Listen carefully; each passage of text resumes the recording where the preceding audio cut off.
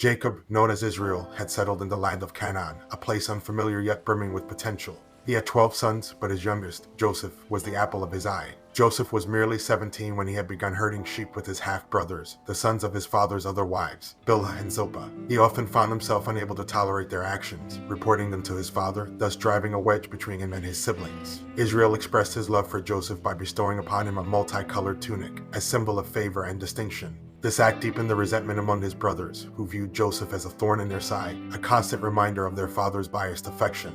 Joseph was not just a favorite child, he was also a dreamer. One night, he had a compelling dream that he could not keep to himself. "I dreamed we were in the field, tying bundles of grain," Joseph told his brothers. "Suddenly, my bundle rose and stood upright, while your bundles gathered around and bowed to mine." This revelation infuriated his brothers more than ever. They began to openly question whether Joseph expected to rule over them, further nurturing their growing hatred for him. Not long after, Joseph had another dream, equally provocative. "In my dream," he said, "the sun, the moon, and 11 stars bowed down to me." When he confided in his father and brothers, even Israel was taken aback. "Are you suggesting that your mother and I, along with your brothers, should bow down to you?" he asked, although keeping Joseph's words in the back of his mind. Soon after, his brothers took the flock to Shechem for grazing, and Israel sent Joseph to check on them. Joseph roamed the fields until he met a man who told him his brothers had moved further to Dothan. Oblivious to the impending peril, Joseph continued his journey. Upon seeing Joseph approach, his brothers plotted to kill him. "Look, the dreamer comes," they jeered. Reuben, the eldest, intervened. "Let's not kill him. Throw him into this pit instead."